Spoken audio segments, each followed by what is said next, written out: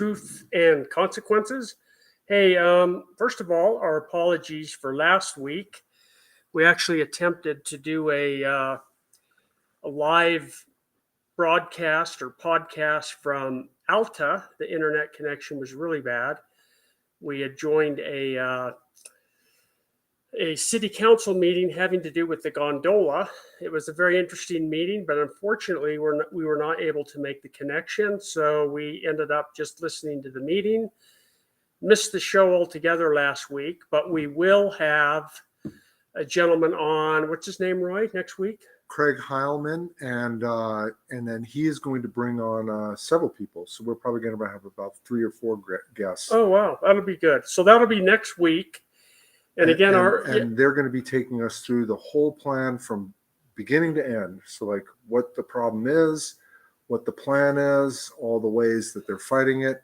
I think it's going to be a very, very, very interesting discussion. Now, what was the name of his group again? Friends for the Canyon Guard. Canyon Guard. So that'll be next week at the same time, same bat channel, all that good stuff. We want to say hello to everyone. Thank you for joining us. We do have call in today. We'll probably start taking calls at around 5 to 5:15. Our guest today is Salt Lake GOP Chair Chris Knoll, who will be joining us shortly. And I'd like Roy to take a minute and tell about some of the other shows that are on Main Street Media Utah. Yes, so obviously we are Main Street Media, and there are a number of other sister programs that we have on. We have Cruising Maine. That's Adam Bartholomew, and he's on drive time on Mondays at between 4 and 6 p.m. Based Solutions, Whit Cook is the host. That's from 12 p.m. to 2 p.m. Talk with John, and that's John Twitchell. That's Tuesdays from 4 p.m. to 6 p.m. Then we have Liberty Moms, Delane England. She's on Thursdays from 12 p.m. to 2 p.m. Wellness Crusaders. That's Lori, Kathleen, Jessica, and Patty. And they're from 4 to 6 p.m. And Political Head Trauma. Sounds like a pretty awesome show. Jared and Holly. Yeah, that's the one out of Tooele County. That's right. I guess she is actually the Tooele County GOP chair. Oh, really? Yeah. So Chris probably knows her. Yeah, we'll ask Chris. Well. Yeah. And I see Chris has joined us. We haven't brought him in yet. We will shortly. Of course, our legislative session is in full swing, Roy, and actually had an opportunity to go up there today. They had the Sikhs giving the opening prayer at the legislature. That was interesting. It was really long. Really? I didn't understand a damn thing they said, but I'm sure it was really good. Okay, good. Yeah. And then my friend Martin Geibitz led the legislators in the Pledge of Allegiance today. So he invited me up. I thought I'd go check that out. And while I was there, they were actually having a committee meeting on House Bill 37, I believe. That's the one where they want to take the municipal elections and bring them to the county level. It sounds like they've totally changed that bill from its initiation because there actually has been a lot of pushback because of people's concern about centralizing power, which I agree with that we should not do. Well, my understanding is that before cities could elect to say, hey, I'll pay the county to run my election, provided that I could, actually get the data and make sure I do my own due diligence on the actual election results that were held for the municipality. But then they added something to it where they said, you can elect, but then once you elect to give it to the county, you can't go back. You can never take it back, which seems kind of weird. Yeah, I don't know that you can. Nothing is permanent. everything can be changed at some level. Even if it's in the Constitution, it can be changed. Right, So, but the way this bill was written, it originally had, with each time a city had an election, what they could do is elect in advance, either to do the election themselves, run it themselves, or give it to the county. My understanding is that once they gave it to the county the first time, they could never elect to take it back. It always had to stay there. see, I didn't hear that. And what they did do while I was there, and I actually read them a little bit of the Riot Act, telling them that they need to remember what the Constitution says about keeping the power with the people, and the more rules they make like that, taking power away from the people and centralizing it, that's a bad thing. That's our Constitution speaks directly to that, and that's what the federal government has done so many years, for so many years, to where the people have less and less power and are further and further from their government. As long as we can keep it at the local level, the better. I think many of us agree upon that. But I guess there's been enough pushback that they've decided to table it. They're going to rewrite some of it, and so we'll see if it even makes it out anywhere from there. There is another bill. Oh, before I do that, our man behind the curtain, Dwayne Benson, I like to call him Mr. Oz, has reminded us that we can be found live on YouTube, Rumble, on X, formerly known as Twitter, and of course KMMU.org, and on our website mainstreetmediautah.com. And of course you can call in to this show 385-899-2134. We're hoping for some callers today when we have our GOP chair, Salt Lake City chair, Chris Knoll, with us today. He's a great guy, a good friend, and he has served tirelessly. Well, I'm sure he's very tired, actually, but without a lot of fanfare. This is a job that requires so much. It's unpaid, all volunteer, but just go. It's tough. Yeah, it's like herding cats. Herding cats and getting smacked in the head for it. Yes. I mean, yes, it's really a thankless position, I would think. So I'll be the first to thank him. At least I don't know that I ever have. So I'll thank him right now. Thanks, Chris. And we'll have him on in a second. But I also want to cue Chris up a little bit about this House Bill 185. And that is another bill that's going through having to do with elections. And it's, I think the title of it is Primary Ballot Requirements. And it has to do with we'll have Chris explain the caucus system because he could probably do it best. Certainly better than you and I. Right. I think we understand it, but he could certainly explain it better.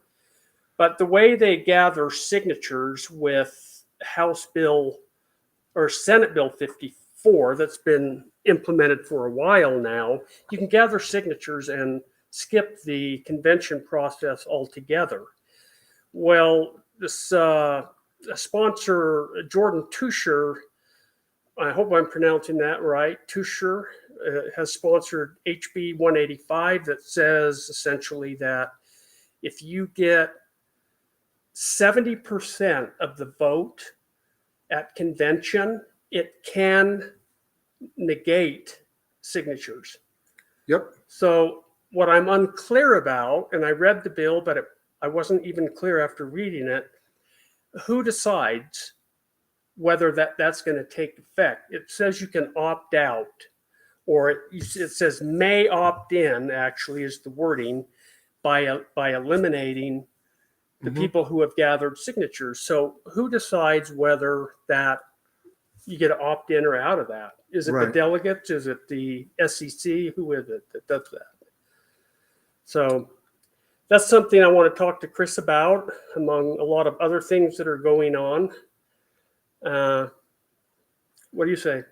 Well, why don't we bring Chris in and tee him up for this whole thing, and then have him explain the the upcoming caucus system, because in the caucus process, which is March 5th in Salt Lake County and really statewide.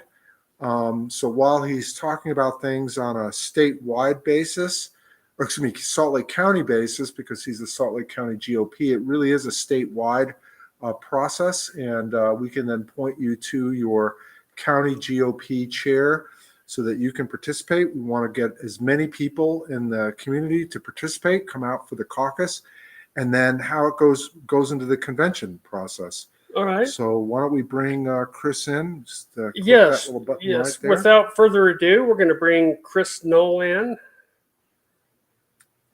Hi, Chris. How are you today?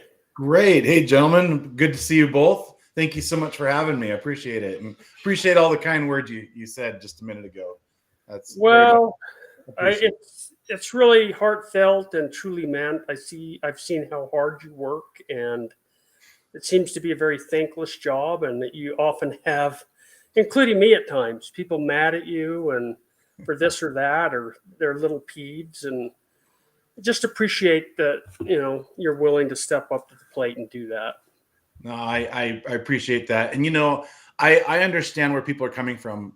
Politics, we're involved because we get frustrated by the way things are happening, what's going on in the world, and maybe our leadership maybe not be doing what we think that we want. And so sometimes that carries over to myself and to other chairs.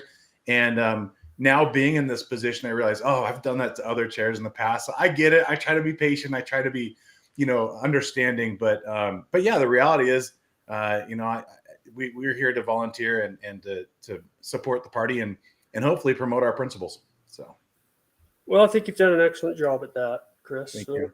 So, Chris, why don't we, I met Chris after the 2020 election, and I got frustrated, just as Chris described. And I heard about precinct committee and the GOP precinct process from a gentleman down in Arizona. And I said, I think his, can't remember the gentleman's name. I went and met with him. I'm trying to remember his name too.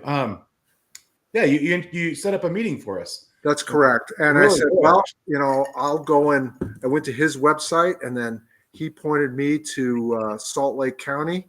And then I went and attended a meeting out over in Riverton. And that's where I met Charlotte Braubeck. And she said, you need to meet Chris, and you need to be in charge of the Eastern District. I'm going to put you in charge of that. And you just jumped right in. Well, yeah, no, it was like out of the frying pan and into the fire. I mean, I had no idea what I was stepping up to, and I had no idea how the whole caucus system worked and the process and really the people that I would meet and how important the caucus process was, how the precincts are set up and so on. So why don't you start from the beginning with kind of going through that, and then what we're coming up to with the whole caucus process, because we want to get many people, our listeners here, to kind of come out to their local caucus and either volunteer, because we could always use more people to help run the process, and or volunteer or become elected as a precinct chair, vice chair, secretary, etc. Delegate, as well as delegates. So the whole shooting match. So why don't you just take us through the whole thing, Chris? Yeah, I mean, I could spend a whole hour explaining it. I'll try to keep it somewhat simple here. I mean, just what I like to start with is, what is the purpose of the party? The purpose of the party is, as a group of individuals, as a private organization, not as a government organization, as a private organization, we get together and we have a set of principles, our platform that we agree on, that we support for the most part. Not everybody's 100% on board with all platform principles, but it's generally the same. And what we're doing is, as a party, we're trying to promote those principles. And the way that we go about this is, we meet caucus night as neighbors, as precincts, right? And those neighbors get together and we say, hey, we want, you to be precinct chair. We want you to be the vice chair, secretary, treasurer, and we need delegates. And the delegates are really kind of, they always seem like the most important part. I wouldn't say they're the most important, but the way I like to see it is, they're the voice of the party for their precinct, right? So let's say a county delegate, that delegate gets elected by their precinct. They're the ones who show up to convention and get to vote to nominate a candidate who they think best represents our principles as a party. Okay. So coming back just a little bit, when you talk about a precinct, how many people are typically, when you talk about a precinct, how many people are typically in it, and describe what even a precinct is? Sure. Yeah. So a precinct varies significantly depending on where you live, even in Salt Lake County. Because if you live up north, the precinct might be a much smaller geographic area, but maybe very few Republicans. If you live down south, it may be a very large geographic area and a lot of Republicans. I mean, it just depends. But rule of thumb is there's supposed to be less than 1,250 registered voters per precinct. However, that's not always the case. And precincts are divided, just so you know, they're not built for the purpose of a party. So we're trying to square peg, round hole this whole thing, right? So just to be clear, precincts are divided a lot of times based on subdivisions or water rights or taxation, areas, right? In districts, taxation districts. So precincts don't necessarily line up for the party in a very convenient way, but we live in these precincts, and then we meet as a precinct to then elect our representatives for that precinct. And that's once every other year, correct? Correct. Every even year. Yep. And just to clarify, you said it's based on registered voters, but in the Republicans' case, it would be registered Republican voters. So not necessarily. The precincts are created by the county and the state. There's laws that dictate that based on taxation rules and different things. So we don't create those boundaries. We accept the boundaries from the county and state and then work with them. And that's one of the reasons that if you're familiar, what we did in one of our previous CCMs in our previous meetings as a party is we actually have the ability to now combine precincts, because it just doesn't make sense to always use 1-to-1 in the precinct. So we now have the ability to combine them as a party, but in the end, they're still using the county and the state's precinct boundaries. Okay, I didn't know that. Yeah, so that's why we're having this conversation. Well, yeah, exactly. So you have precincts, which are really neighborhoods, and you could probably walk a precinct at least around in Salt Lake County. You might be able to walk, not knocking on doors, but just walk around or ride a bicycle, and cover the whole precinct in half hour to an hour. Oh, yeah, easy. Yep. So they really are your if you're in a precinct, they really are your neighbors. And when you start engaging in this discussion, you actually meet your neighbors, which is actually right. One of the things I didn't really realize. And I actually, by meeting my neighbors, it's actually a good thing. I mean, I'd lived in my neighborhood for 20 years, and there's some people that I'd seen, but I never really went up and said hi to them. And this, made it so that I actually ended up talking to them. Well, quite honestly, that's how Roy and I met. Actually, that's really true. Yeah. Yeah. Are you in the same precinct? We were in adjacent precincts, and then we talked about combining precincts. We're now in the same precinct this time. There you go. So going one step out from that, we have House districts. Correct. And then we have Senate districts. So why don't you explain the House district and how that is, and then the Senate districts, and then we can get to the delegates. Okay. So yeah, the House districts obviously line up with the representatives that are in the House, right? And so those House districts will always align with a group of precincts. You'll never split a precinct in half. So the precinct is the lowest common denominator, let's say. So you'll never split a precinct, and they make up a House district.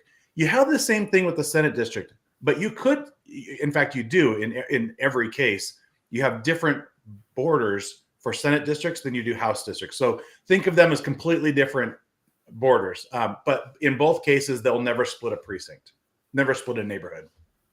Right? Yeah. So here in Salt Lake County, because we're fairly densely populated, and houses are kind of close together, the House districts and then the Senate districts are not going to cover much geography. So, in how many House districts are there in Utah altogether? 75 in Utah, and Salt Lake County has 27. 27 out of the 75. That's a lot. Yeah, it is. A lot falls in here. And then the Senate districts. How many Senate districts do we have in Utah? Okay, I'm gonna be wrong, but I believe it's 8 or 10. And yeah, the reason I'm gonna be wrong is because of the redistricting. Yeah, I generally think in terms of House districts. In Salt Lake County, sorry, in the state, what is it? 27. 27. That's that. Probably something like that. I'm always thinking in terms of House districts. Sorry, senators. But that's how the party organizes generally, is by House districts. So right, because that's the people's house. Right. Exactly. So here in Salt Lake County, like Steve here is running for Senate District 15, and he has, how many House districts are in Senate District 15? Well, you can't really divide it in House districts because it's not the same boundaries, but I would say roughly three to four House districts per Senate district. Okay. Roughly. And so that's not a lot of area. And when you and I have been doing our election integrity stuff, and we've been going out to Duchesne County and up to Box Elder County and so on, we met some senators where, it would have to drive 2 or 3 hours just to get from one end of their Senate district to another, whereas here take 15 minutes. Yeah, in that sense, we're lucky. On the other hand, we have a lot, like you said, it's much more dense population. So a lot more people to meet, a lot more people to shake hands with, right? So as you probably know that, Steve. Yes, I do. One differentiation, Chris, that maybe you can talk about is because of the way that some senators take up multiple counties and some take up just one county. How does that work? Maybe we should talk about delegates first, but I know that's going to be the difference between whether you get voted by a state or a county delegate. Yeah, absolutely. Okay, so somebody wrote 29 senators. That's perfect. Thank you. That's Wayne, our producer. He's a magician. Thank you. That's really helpful. Let's talk about a House district, right? Some of the House districts and Senate districts will be well within the county, right? The border of that House district will be 100% within Salt Lake County. And then that will be, the nomination will take place with the county delegates. If that House district or Senate district crosses 2 county lines, what happens is that's handled at the state level. So at the state convention, and we'll have state delegates that manage that, right? So that's how we do that. And the purpose of that is because obviously if it's in 2 different counties, we can't meet with that county, each county. So the best thing to do is let the state take care of it at that level. The state party take care of it at that level. So that's why we have county and state delegates. Yeah, and I know several, like Phil Lyman, for example. His district covers 3 or 4 counties down there in remote southeastern part of the state. Yeah. Well, and the same thing goes for congressional districts. I mean, there's only 4 congressional districts, and those cross, all of the county. Well, not all, most. Yeah.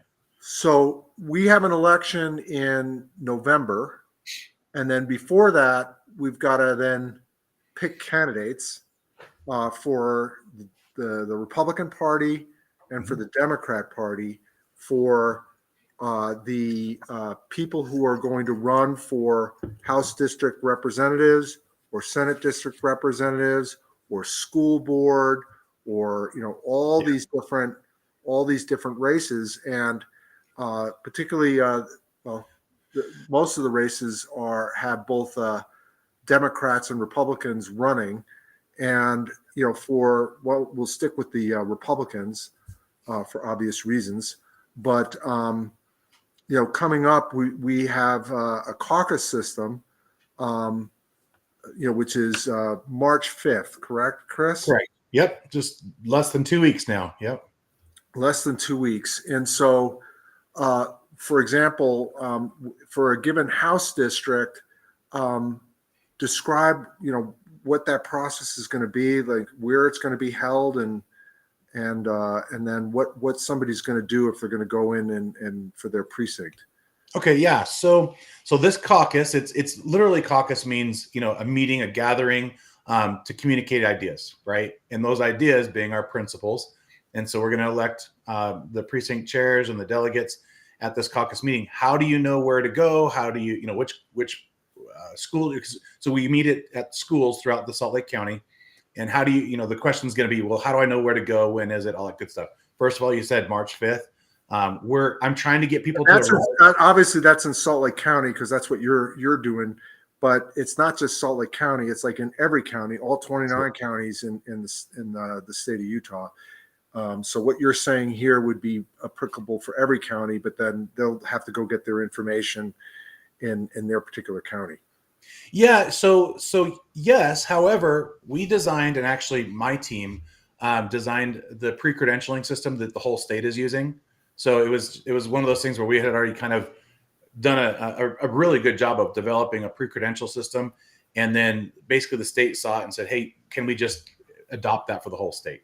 And so if you go to utgop.org, click on pre-registration for caucus, and you register, that is going to give you the location where you need to attend caucus. Nice. Yeah. So why don't you go what credentialing is even? And okay. Dwayne, can you throw that up on the screen? Yeah, that'd be great. So the viewers can see that. So yeah, what is credentialing, you said? So credentialing is like, okay, when you go to vote, we want people to show ID, right? We want them to we don't want just anybody voting. Well, the same thing goes for the Republican Party within our nomination process. We don't want just anybody showing up to our caucus and trying to participate, right? Because then that waters down our opinions, our ideas of the Republican platform. So, excuse me, could you give that URL again? Yep. All right. It's utgop.org. Oh, there you go. Yep. And then, so we don't want just anybody participating. We want the Republicans, actual registered Republicans. This is our members. And so what we do in the credentialing process is we have you go online, you fill out your information. It double checks your voter registration to confirm that you are a Republican. And then, well, you're a registered voter first. Registered voter. And then you're also a registered Republican. Exactly. And once it confirms that, then it sends back yeah, there you go. So right in the middle, pre-register for caucus. That's the button. In fact, if you're able to click on it, I can kind of show you real quick. Can you click, Dwayne? Can you click on it? It's super easy, by the way, to do this. In fact, I'd love to show you the process really quick. Sure. Let's see, Dwayne, maybe you can register. Oh, I'll give you a dummy account that I use if you want.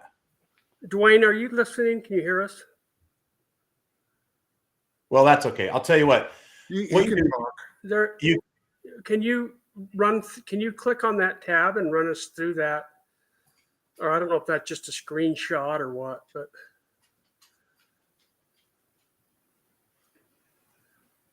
Okay. But I'll tell you, once you click on it, you can either put in your voter ID if you happen to know it, or it'll ask you all the same questions that would be on the Utah or vote.utah.gov website. There you go. Now you see it. So why don't we use the dummy account unless Dwayne wants to register for his caucus right now? You don't want to expose your information. Just click. I'll give you the information. So go ahead and click on the I know my state voter ID. Go ahead and click on that one first. And then just the dummy account is 7 ones. So there you go. This is the only one out there because I got to delete it so that we have the right count and everything. All right. So it's kind of hard to read here, but I think it came up with Robert Doe, right? So the first part is that's just what came out of our database. And we know that Robert is a registered Republican. Well, I know he is. You don't know this yet because we haven't finished this yet. And he likes to be called Bob. So he clicked on I have a preferred name and he typed in Bob. A little bit further down, there's his address. He's confirming all this. He's in here registering. Go down a little bit further. Right there, he puts in his email address. If you don't mind typing in bob@bob.com. And then for him, you can do all 9s all the way across. You can only do this for this account. So, and then if you wanted to, he could take a picture. I wouldn't click on that right now because it'll show it's in you're on a computer. But if he could put in his picture, profile picture, which is nice. In the future, we're hoping to create membership cards, and we're going to use those pictures for that. And then if he wants to attend in person, he leaves the attendance where it is. If he wants to attend absentee, he can click on that. And what's going to happen is he's going to get an email. Go ahead and click on that. I mean, that's all it does, right? It's just a radio button. And he's going to get an email that says, you chose to attend by absentee, meaning you can't actually attend, but you still want to participate. He's going to get a ballot in his email that he can then fill out. Once he's done filling out, he'll fold it up, put it into a sealed envelope, sign his name across the seal, take a photocopy of his government issued ID, hand both of those things to his neighbor or his precinct chair or a family member or somebody that he trusts to deliver that to the caucus meeting. And that is how he'll be able to participate absent. And let me ask you something, Chris. How many, if I'm going to go, how many of these absentee ballots can I carry for my neighbor? Good question. If it's your neighbor, you're limited to 3. Okay. So you can only carry 3. If it's a family member, you can carry as many people that are registered in that household, in the same household, and are family members as live there. If you live with 15 family members that are all registered to vote Republican, you can bring them all in because you're family. That's the only exception there. And then precinct chairs can obviously bring them all in because you could deliver it to your precinct chair in advance, which, by the way, in most cases will have we call them the host email or phone number in the email that you get, and you can contact them and deliver it to them prior to caucus night. So, okay. So now if I elect to go in person, because it's always better to go in person. It is. Yeah. We highly recommend going in person. Describe. Well, of course, one of the benefits is you don't know who's running oftentimes until you get there. That's a tough thing, right? If you're not there in person, you don't know who's going to run as a delegate. Unless you already talked to the idea is you talk to your neighbors ahead of time and say, hey, Bob, are you going to run as a delegate? And I was thinking about it. And then if I write down Bob's name and I'm absentee, that's considered a nomination to be a delegate. Bob has to accept the nomination. So he either has to be there or he has to notify the precinct chair that he's accepting the nomination. At what point does he have to notify him? In the meeting or before the meeting is fine. As long as the precinct chair is aware, the one running the meeting is aware that Bob or that his neighbor has accepted that, right? We're never going to appoint somebody as a delegate or a precinct chair, any other office, without confirmation from them first, right? So I remember seeing in for example, New Hampshire, independents can actually vote in the New Hampshire caucus as a Republican. And that kind of distorts the whole caucus process there. Yeah, you can only register here if you're a registered Republican. What happens if I decide, I'm going to register for the Republican caucus and, I just want to become a Republican. Can I register for the Republican caucus right now in advance and just register as a Republican in that webpage that you just showed?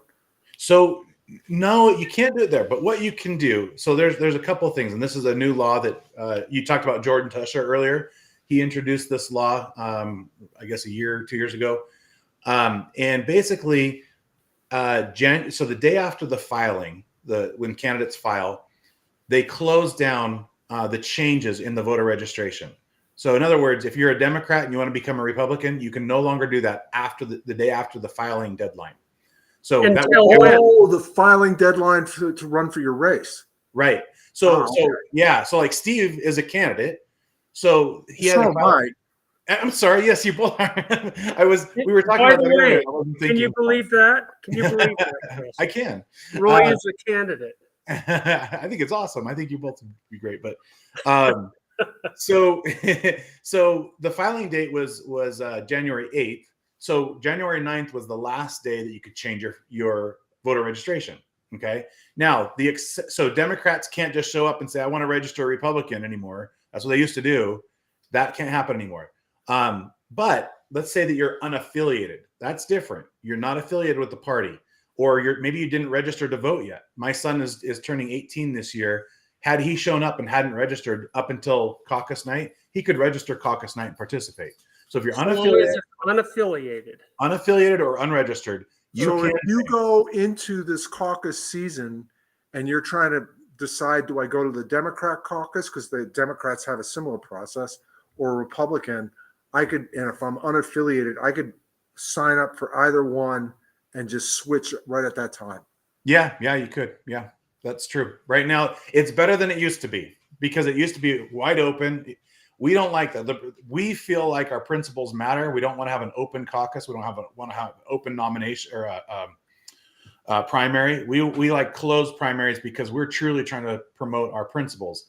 Other states, like you mentioned earlier, I have a hard time with that, because what's the point of the party if you're just letting anybody come and make decisions, right? So, yep. Well, that's good, because quite honestly, 2 years ago, I ran and became a state delegate, and there were clearly some Democrats that were voting in the room. Yeah. You could just tell by their speech, what they talked about, what they believed in, or clearly. Yeah. Well, and two things there.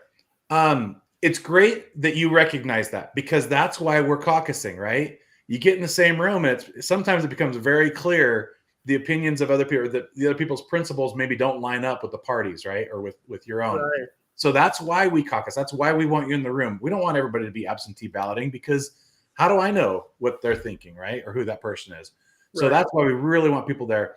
The other thing is, now that they can't just cross over, we're eliminating that last minute, I'm going to switch parties and go, maybe I'm going to try to undermine a candidate instead of trying to help a candidate, right? And we don't want that either. We want to promote candidates that are going to promote our principles.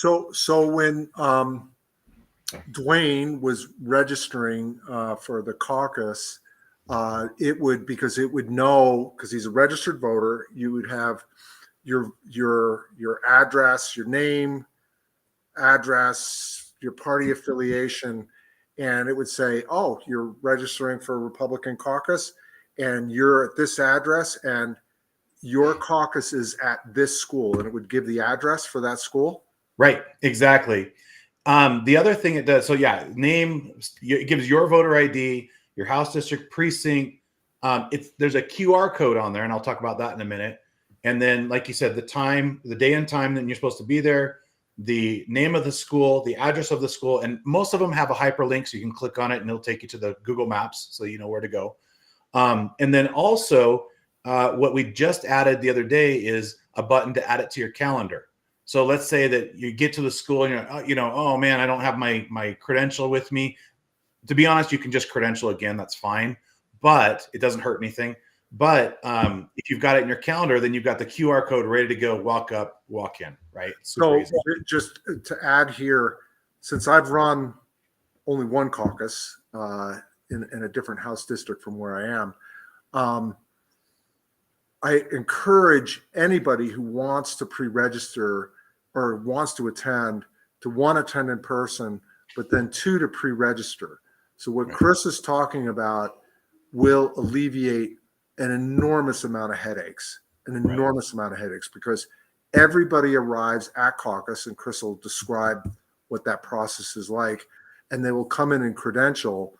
And if you're coming in and credentialing without pre-registering, it's going to be time consuming. We're going to try and make it as smooth as possible, but man, it would be so nice if you could pre-register. Were you here in 2016, Roy? Did you participate? Nope. Okay. How about you, Steve? Did you participate in that one? Not in the caucus, no. Okay. So in 2016, it was a nightmare. And we had this almost the same scenario we have this year. Not only was it caucus, but we're also doing the presidential preference poll, which we really haven't talked about yet. So this is a double whammy year where a lot of people want to attend because they also want to participate in the nomination of the president. we're not having a traditional primary. We're having a presidential preference poll in caucus. So that's good for Utah in some ways. By doing this, we saved Utah taxpayers $2 million. Okay, because we're not holding a vote. We're not asking them to do this. So we saved them $2 million. But it also means they need to attend caucus. So personally attend caucus. Well, or absentee, but okay. Ideally personally, yeah. So if you're absentee, that part of that ballot is in your email, by the way. So you can turn that in. We want everybody to know. We want as much participation as possible. We're not going to keep people from participating, but they need to do it right. They need to pre-credential. So when they go to the school, so they got it shows on Google Maps, as you said, and gives the thing. And then what time here in Salt Lake County do they have to show up?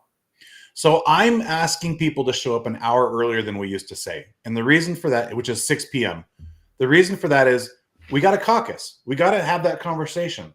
At 7 o'clock, we're supposed to be having the prayer, the pledge, the platform. We go straight into the meeting.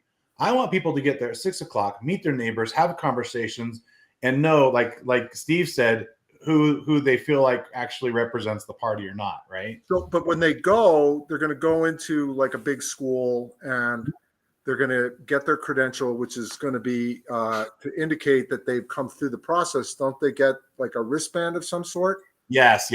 So what's going to happen is they're going to bring in their credential. We're going to scan their credential. They're going to be given a wristband. They're going to walk in to their classroom, and they're going to start caucusing with their neighbors, right? Having conversations. And just again, because you're going to these big schools, your precinct, there'll be a map of the school there when you're kind of checking in, and it'll show you if you're in precinct Cottonwood 25, which is where Steve and I are. It's going to show on that school map the room, and you're going to go to that room. It's like a big classroom, or hopefully a big classroom, depending on how big your precinct is. And you're going to be just sitting in the same chairs that the students sit in. Yeah, yeah, exactly. And so, you mentioned your precinct name is going to be there. Your precinct name will be there. The traditional precinct names that we use. We also have a caucus precinct name now because we had to combine those precincts. And the caucus precinct name starts with your house district. So HD, I think you said 20. We're 41. So it'll be HD 41, and then a couple other letters and numbers that indicates your caucus precinct. But under that will be your traditional precinct name, so you don't get lost, right? Just so that people understand, it's a little bit different than we've done in the past. We're just trying to make it work even better. Yeah, I noticed that when your latest information came out on the spreadsheet, you had the 41 on there. Yeah. So people will then end up going to the classroom. Yep. They'll end up sometimes meeting their neighbors for the first time. Oftentimes, especially up in this area, for sure. Well, there's a little bit of distance between houses, but and then they'll start, talking about, just meeting them. And then what's the process from there, Chris? Well, so once we get started, so from 6 to 7, the reason we want people to come in early to make sure that we're checking them in quickly, all that stuff. If everyone shows up at 7 o'clock, there's going to be a line. Please don't do that. Please don't show up at 7. Well, I remember last time everybody showed up at the same time when we were supposed to get going. And then we got people there a half an hour late, which just pushed everything back. And it was like, it was a freaking nightmare. It is. And I'm really trying hard to not let that happen this time. But to your point, what happens at 7? We start with a prayer, the pledge, the platform, right? That's the order of the agenda right from the beginning. Prayer is obvious. The Pledge of Allegiance is obvious, but platform, explain what that means. So delegates, past delegates and in past conventions have chosen what we believe, a list of principles, and that's called the platform, that they have approved as the party's platform, right? And it can be hasn't been changed a lot because it's basics, right? Faith, family, freedom kind of stuff, pro-life, those, Second Amendment, all those issues, right? And how we feel about all of them. And so that's called our platform. I highly recommend everybody read the platform because there's very few people that I know that after they read it, they say they disagree with it because it's a really great platform. Utah's party platform is great. And you can find it on that webpage that you gave, that URL that you gave before, or the Salt Lake County GOP website is slcogop.com. Yes. Yeah. And to be fair, Salt Lake County has it's a slightly different platform. It's a little bit longer. It essentially says the same things. We give a little bit more detail to it. So, I mean, they're both great platforms. The concept, though, is that is what the previous delegates have approved as our principles that we unite on, right? So yeah, we read that, and we'll be reading the state platform, by the way, because caucus is a state event, and so we read the state platform, and then we go into elections and we start electing precinct chairs, vice chairs, secretary, treasurer, delegates. So for each precinct, you're going to have a chair. Mm-hmm. You should have a chair, a vice chair, a treasurer, and a secretary. Yep. And what happens if nobody wants to be the chair, the precinct chair? Yeah, no, good question. Okay, so we do have. Let's take a step back. What roles and what responsibilities does a precinct chair have versus a vice chair versus a secretary and a treasurer? Okay, the most basic difference between the precinct chair and vice chair is that the precinct chair is expected to attend 4 central committee meetings, so once every quarter each year.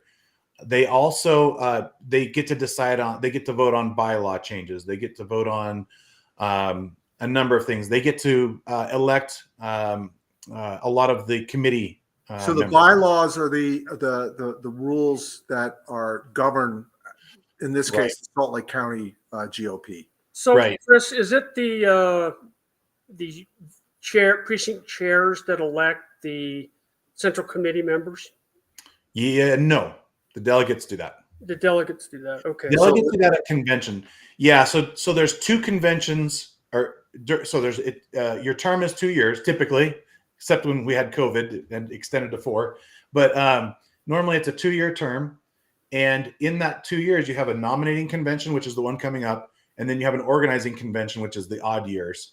And those are the years when you elect like the party, like myself, party chair, other people, SCC members, all of that. So every quarter, so you're going to go in, you're going to start by electing the chair and then the vice chair. And the vice chair really is the backup for the chair, right? Yeah, exactly. And any of the precinct officers, those 4 are considered precinct officers, they can go substitute the precinct chair if they approve it to the CCM, the central committee meetings. So, and I want to be clear, the precinct chair is really, really important. If they're communicating with their precinct throughout the year, you're going to have a very active precinct, a precinct that is going to have a lot of say in what's happening in the party. You're going to understand the bills. If we can get really good precinct chairs who are really on the ball, this party is going to transform overnight. I know that's hard, right? It can be hard to find somebody who's willing to do that, but that's why we got to get as many people there as possible, because when we don't get them there, that's when it's hard to fill those positions. And then you have the secretary and the treasurer. Can you explain what their roles are? So the secretary is primarily responsible for making sure that the data for their precinct is accurate, meaning my address is right. If I move out, the party gets notified. If somebody moves in, we're going over there and say, hey, I understand you're Republican. Can we get your phone number and email address so we can communicate with you? Those kinds of things. That's primarily their responsibility. And then the treasurer, obviously, what we're trying to do there is we're trying to utilize the treasurer as the fundraiser for that precinct. And so we're working on some concepts of how we're going to utilize that. It's been a long time since we've used those positions. And so we've done a lot in the last couple of years to kind of transform the party. And that's one area where we've struggled to get that part organized. We're going to try to do that this year.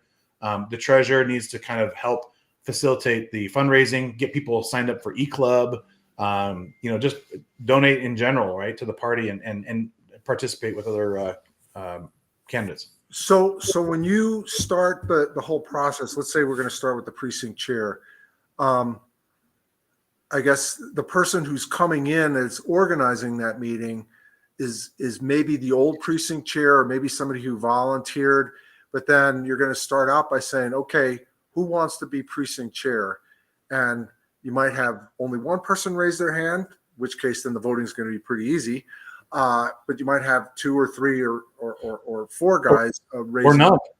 Yeah, or none. Well, let's assume. Let's go to that last. Yeah. So if somebody is going to be if let's say you have 3 people raising their hand, then what you're going to do is you're going to actually have an election right there, right? You're going to. Correct. Yep. We have little slips of paper. People write down the person's name that they want to vote for. They have to get 50% or more, get majority, but the largest majority, right? So if in a single race, it's just majority, and the person who gets majority wins. It could be multiple rounds, right? Let's say you have 3, 4, 5 candidates, and that could go multiple rounds. And then but they just need to get the largest majority to win. Great. And then you do that for the chair, then you're going to do that for the vice chair, the secretary, and then the treasurer.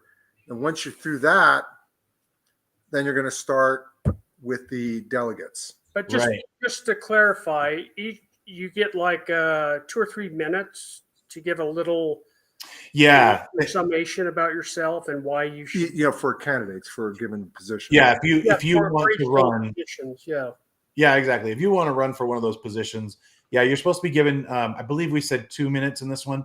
But you know what? This is why I ask people to get there at 6. If you're waiting for that 2-minute speech to decide who you want to vote for, you don't know who you're voting for. Let's be honest. So true. Please be there at 6. Have the conversations. Encourage the person that you think would do a good job to run, because sometimes that's what they need. I showed up. I wasn't even a registered Republican back in 2009. 2000. Gosh, I can't remember what year it was. Anyway, I walked in the room. I didn't even know how to spell caucus, and I'm looking around the room and I'm like, what is this thing? And as I'm talking to people and I'm understanding how this all works, I thought, wow, this is fantastic. I had come from Arizona, and the participation there was horrible. It was awful. And this was cool. I was in a room with people who wanted to improve our country, wanted to improve our local government and the national government. And one of my neighbors, I gave kind of I had an impassioned conversation with one of my neighbors, and my neighbor goes, "You need to run as a delegate." And I said, "Well, I'm not even a Republican." Well, here you go. And they had me, I think I was just unaffiliated at the time. And so I filled out the form and I ran as a delegate, and there was 10 people running for 2 delegate seats. Wow. And that almost always guarantees multiple rounds. Like when you got that many, and I won the first round. It took 6 more rounds to get the final candidate, because I was so passionate about politics. They just, I got like 90% of the vote in the first round. So cool. It was crazy. Yeah. So that's how I started. And I fell in love with the caucus system after that. So you start out with county delegates, and each precinct may have 1, 2, or 3 county delegates. Yeah. I'm trying to think. County delegates, you could actually have. There are precincts that have as many as 5. Holy mackerel! Yeah, because they're big. Precincts. Some precincts that have as many as 5. Yeah, 5. Some precincts can have as many as 5 county delegates, and that's because they have more registered Republicans. So there's an even ratio, mostly even ratio across the county of number of registered Republicans to delegates, and that's kind of how that works now. Chris, we only have 1 up here. That tells you how Democrat it is. We need to get you guys registering some more Republicans. Yeah, I wish we could. We gotta try. Yeah. So the same processes with the county delegates, and they're going to be, if there's more than 1, they're going to explain who they are and why they want to do it, and what is the response. And then we also then do it for the state. So what are the roles and what are the responsibilities for county delegates? Why don't we start with those guys first?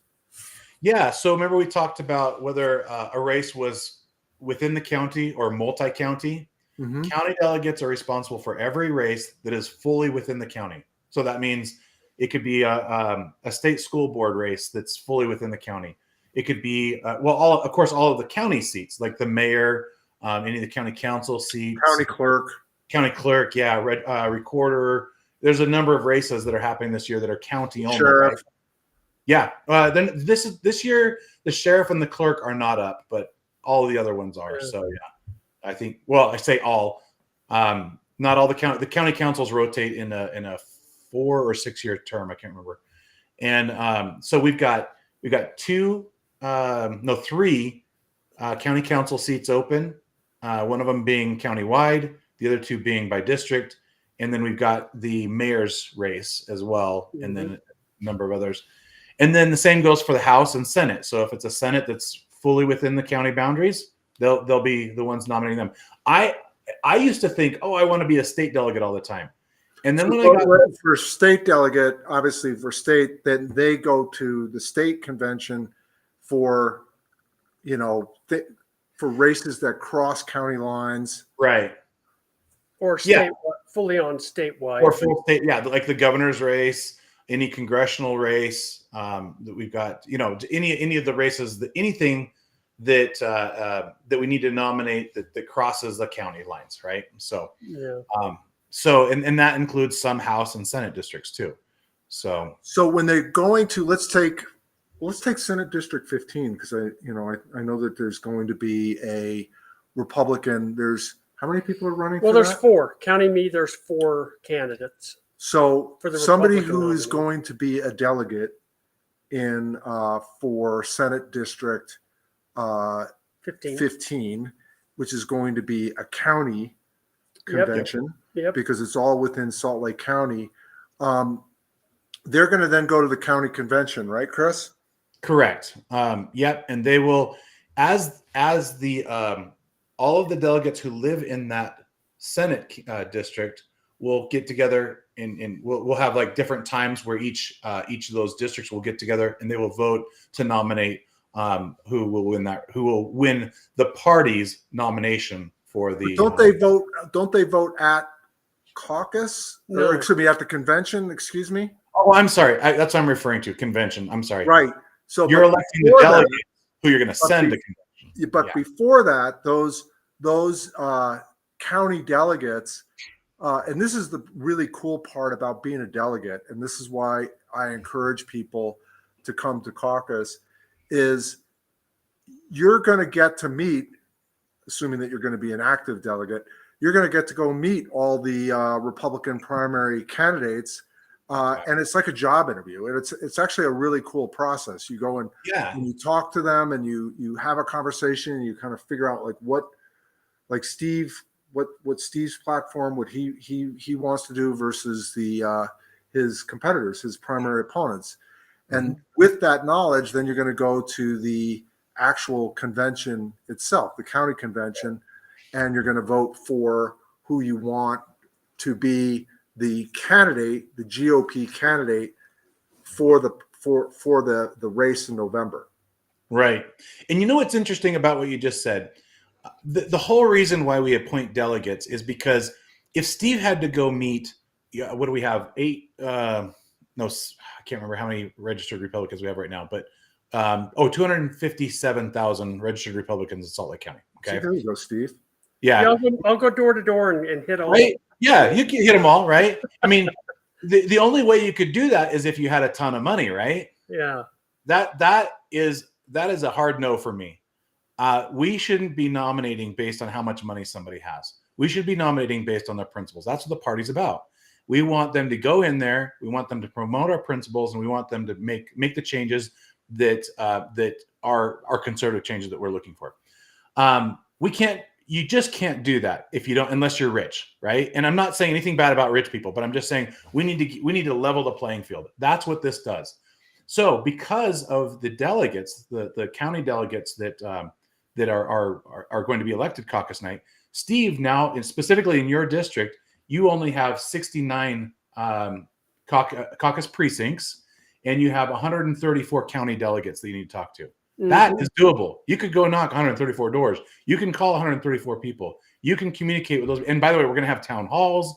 We're going to have all kinds of things where you're going to get a chance to sit down with those delegates and talk to them. Mm-hmm. You can't do that with 257,000 registered Republicans, right? And that's why that's what makes this caucus convention system so special. So, but and the interesting thing is, because I've seen it once through one process, it is important if you are going to step up and either be a county delegate or be a state delegate. We ask people to really take their job seriously, which means really go out and meet all the candidates for all the seats for which you are going to be voting at either the county caucus or county convention, or the state convention. Correct. Yep. Because that makes the whole primary or caucus process so much better is if we have people that are actually going in and talking to the candidates, because it actually is important to select the right candidate for the ballot in November, or for the ballot in November. And to actually show up and vote at convention. Yes, please. And by the way, we're going to be recording attendances and attendance of the delegates to make sure that they're showing up and reporting that back to the precincts. So that's something that we haven't been able to do really well in the past. We're going to be doing that this year. You're going to be held responsible by your precinct because as a delegate, because if you don't show that's a loss of representation from that entire precinct. Right. In fact, a little story, as many know, I ran for what Roy's running for last time, House District 41. And I think there were about almost 20% of the county delegates didn't even show up. And the delegate from my very precinct didn't. So it was really frustrating as a candidate. And that's something that, unfortunately, as a society, we're becoming more and more kind of relaxed and about these things. And we watch TV and we get mad and we throw stuff at the TV. But when it's time to actually get something done, and actually make a difference, we don't show up. And we need to show up. Yeah. So that, again, this is why I love our system. Being able to sit down, you call it like a job interview. That's exactly what it is, right? And you're interviewing these candidates. And you know what? A lot of people complain that, well, the caucus convention system doesn't produce the same candidates as the signature gathering, which I know you wanted to talk about as well. No, it doesn't. You know why? Because the guys who have all the money and putting out commercials, they may look flashy on TV, but those delegates sat down and asked the hard questions. And guess what? They came away with a different opinion than what you see on that paid advertisement, right? And again, I'm not trying to say rich people are bad. I'm trying to say when the playing field is leveled, we have different opinions coming out of that. We learn different things. And I personally experienced that as a delegate when the first time I ran, like I was talking about. I met some people that I had I thought they were the greatest. And I sat down with them and they lied to my face. And I knew they lied because I had information. I saw their signature on things. And I knew that they had signed off on certain bills and done certain things that created problems. And I said, why would you have done that? And they, I didn't do that. I didn't do that. Or they gave me different answers. And I thought, I have the signature right here. I know you did, know? And those are the kinds of things delegates do, right? They do the deeper research. And they're presented with more information too. So and ideally, you're able to sit down in many cases in a very small setting as a delegate with a candidate and just have a conversation. And I don't know a better way to get to know someone than to do that. It's hard to lie face to face. Yeah, it's hard. And maybe I shouldn't call it lying. It's hard to be genuine when you're not faced it, or I should say, it's hard to be ingenuine. Am I saying that wrong? You know what I mean? Disingenuous. Yeah. Disingenuous. Yeah, there you go. It's hard to be disingenuous face to face, but on TV it's easy. So TV or on a website or on a postcard you may mail out or something like that. So if you are a precinct chair or a vice chair, or can you also be a delegate, county or state delegate? Yes, you can. In some counties, the precinct chair is automatically a delegate. I would actually like to get that done here in Salt Lake County because I think you're putting out all that effort already. It'd be really nice if we could do that. That's not the way it is right now. We have to change the bylaws to get that fixed. So if you run as a precinct chair and you also want to be a delegate, do that. And I encourage people to do that. In fact, I encourage precincts to elect their precinct chairs to be a delegate as well, if they're comfortable. I'm not saying they have to. I'm just saying it's smart, right? Because they're already deeply involved. Well, from my perspective, it'll incentivize people. I think most people want to be a delegate versus a chair. Right. And so I think it would incentivize people to take those other offices. Yeah. Like precinct chair. Yeah. I'd like to say one more thing about the delegates. When you're electing a delegate, please don't look at whether or not the person is, how well they're put together. Look at their principles. What is it that they truly believe? And will they hold those nominee or those candidates to those principles? Will they go in and ask the questions of the party, or are they already wearing that? I've been guilty of it myself. Are they already wearing the Ted Cruz hats or the, those things? If they're already doing that, are they really going to look at the candidates fairly and properly judge based on maybe history and things like that?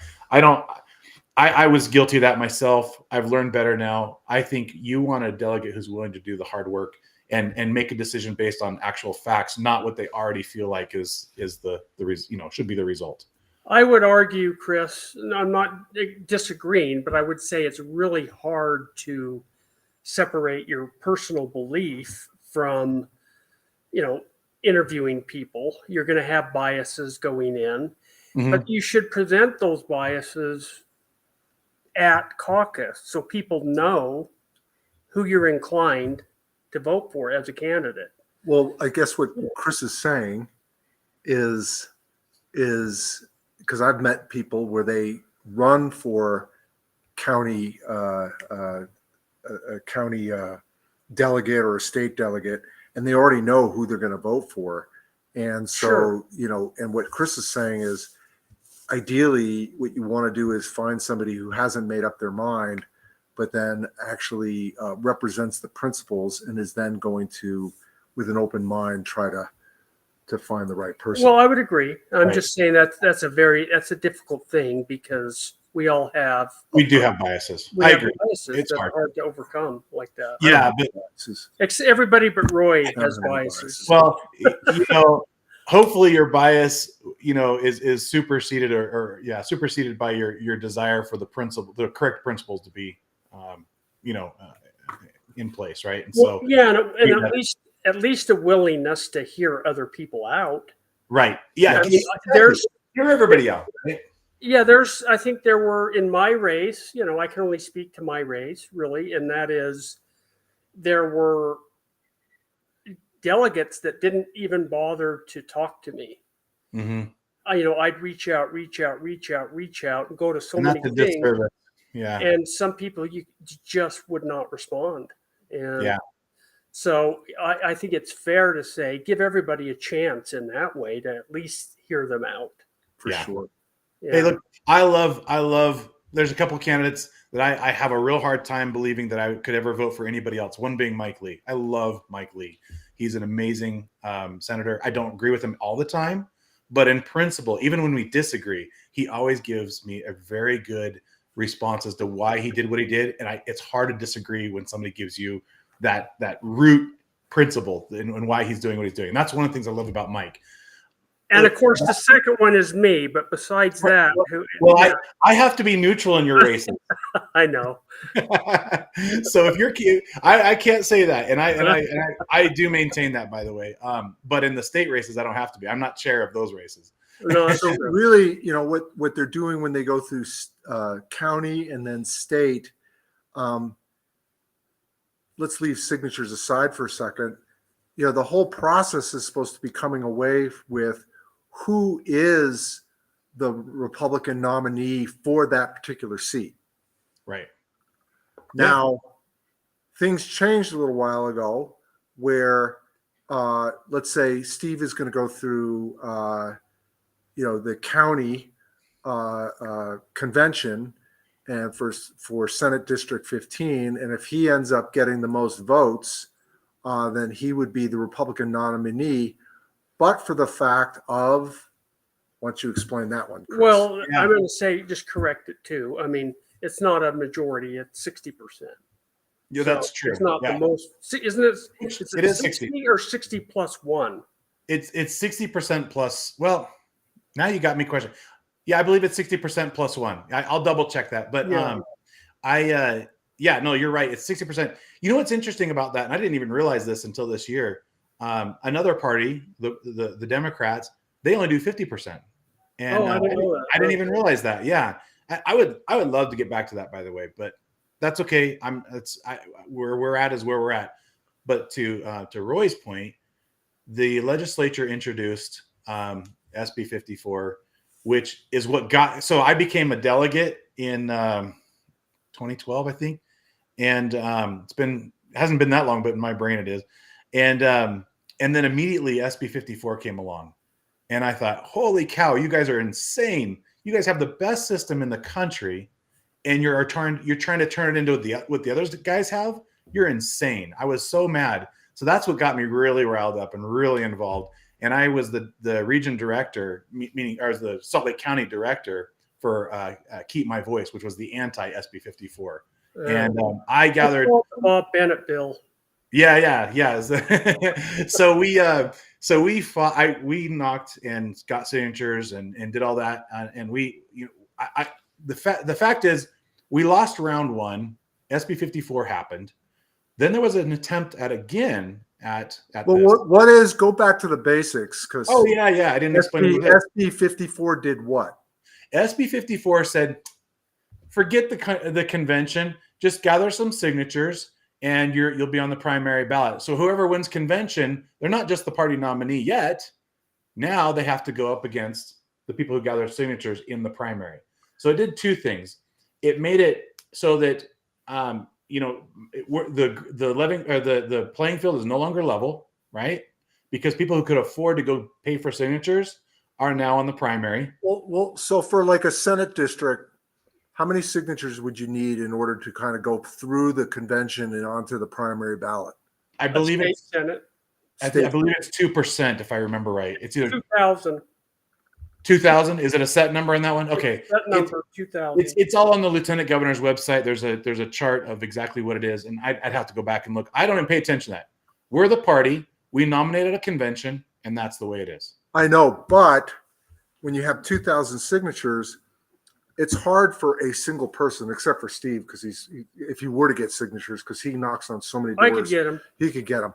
But a normal person who is going to go out and pay people to get signatures, right? Yeah. So here's the problem. It's really easy for somebody who's got money to go pay a company to go gather signatures. And they'll pay, I've seen $10, $12, $20 per signature. Mm-hmm. And these people can afford it. They didn't have to go message. They didn't have to go sit down in front of everybody. They didn't have that job interview. They just paid a company to go gather signatures. And now they're on the primary ballot. And all the work that we did to level the playing field is gone. Right. And that's what SB 54 did. Yep. Bummer. Yep. So it's now, what most states do, by the way. What's that? That's what most states do, by the way. Most states have a. Yep.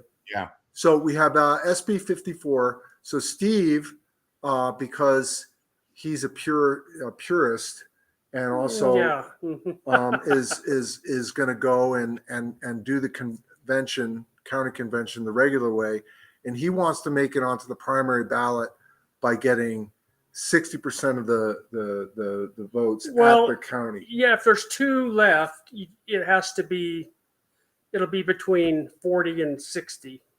Yep. If you get over the 60, you'll go on alone.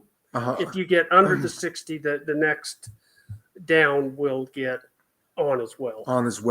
Yeah. But then let's say you go by yourself. There were like three guys. You go by yourself, but then you get there, and let's say there were four people to start with. You won 61% of the vote at the county convention, but then two of the other people gathered signatures. Mm-hmm. So then you're going to be on the ballot for the primary. And when's the primary, Chris? Let's see. Oh man, sometime in June. Yeah, I think it's June 25th, if I remember right. So you're going to then go on, and there's going to be a primary election, and you would have won the party nomination. The party nomination, but then you're going to have to go up against these other guys Right. at that time. Yeah. And my understanding, having done this a little bit, Chris teaching me, at that point in time, if you won 60% of the vote at county caucus or convention, excuse me, then the party would actually support you in the primary as their nominee. Yeah. Out there, even if the other guys are there just because they got on there for signatures. Yeah, and let me explain, because a lot of people get upset about that, right? Because I didn't get a say. Well, you did if you showed up at caucus. First of all, you elected a delegate. That's correct. And second, you didn't get a say in what? Like, you're saying because you didn't get to go vote for somebody that you never met and sat down and interviewed. And I mean, like, let's be real, right? And so the party bylaws and constitutional bylaws only recognize the caucus convention system. There is not a single blip, not a single phrase in there that mentions signature gatherers are party nominees. So as a chair, I go by the party's constitutional bylaws and I recognize the nominees that come out of convention. Now, somebody wins in the primary and our guy is eliminated, our convention nominee is eliminated. Sure. We're gonna, as a party, we're gonna promote whoever wins the primary, even if they gather signatures. But until then, you are our party nominee. You're gonna get 100% support from the party because the voice, like I said earlier, the voice of the party are the delegates. Period.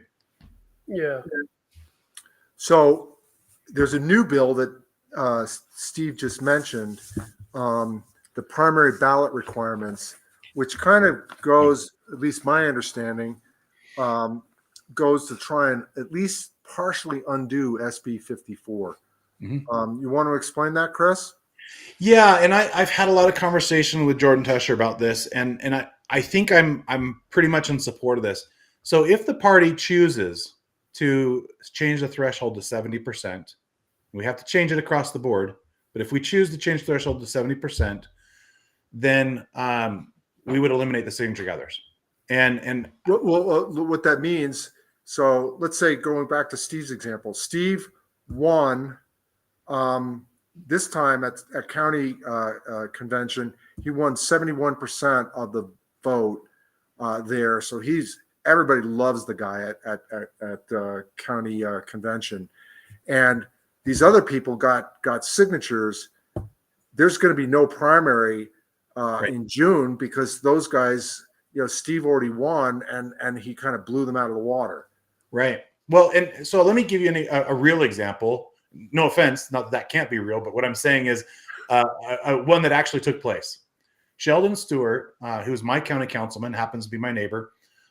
He won 74.7% of the vote at convention, right? He still had a competitor who was the incumbent, who had, great guy and all. I'm not saying anything bad about him, but he had a lot of resources, a lot of money. And Sheldon knocked it out of the park with the delegates and got 74%.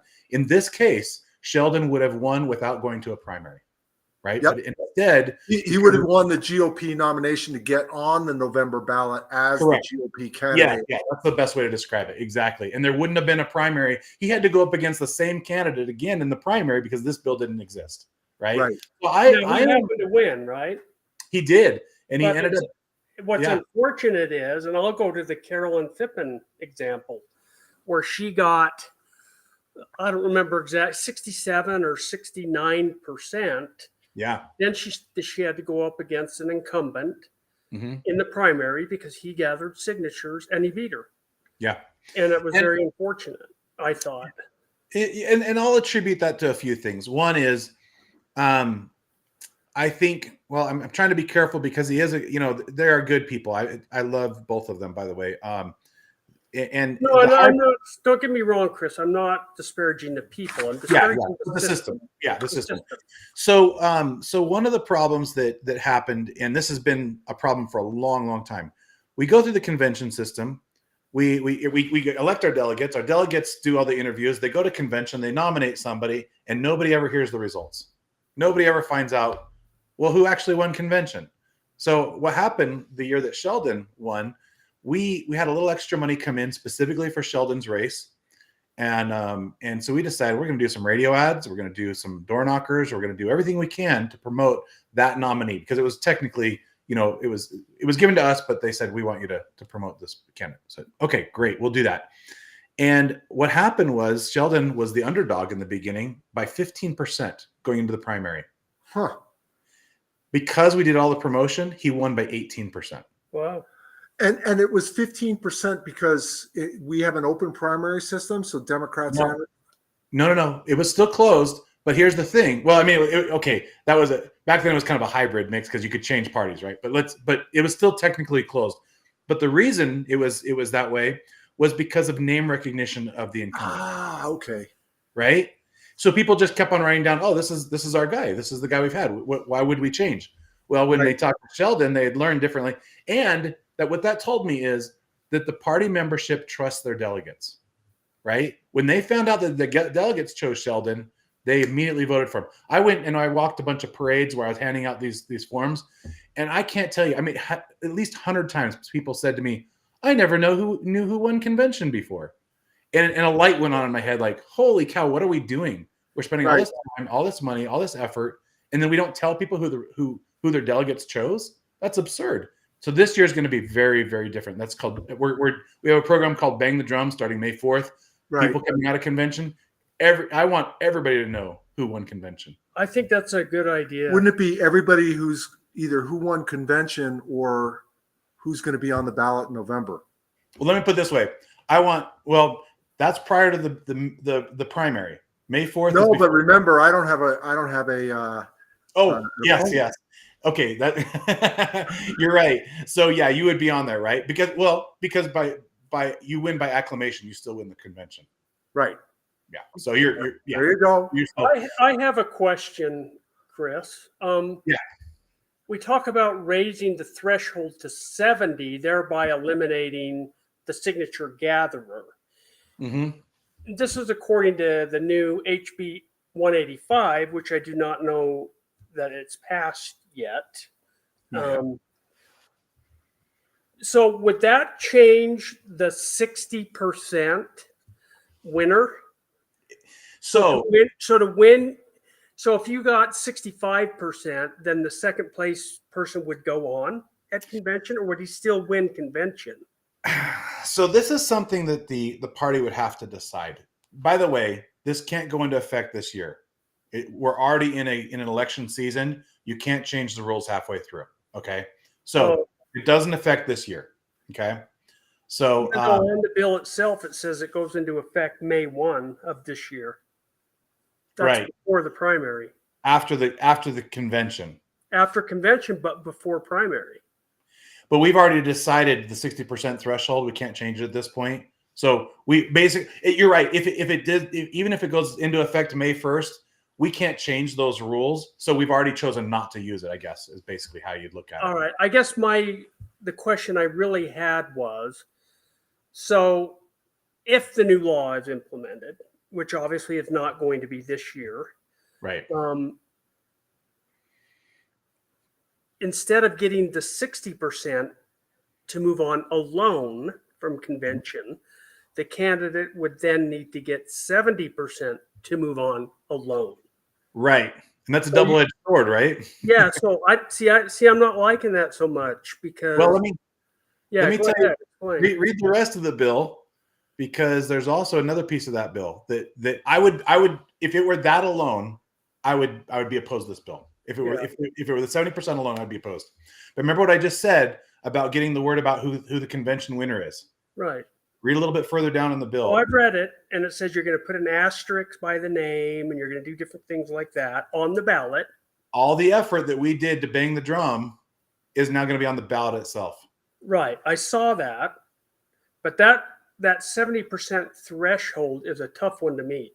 I mean, 60 is tough. No doubt.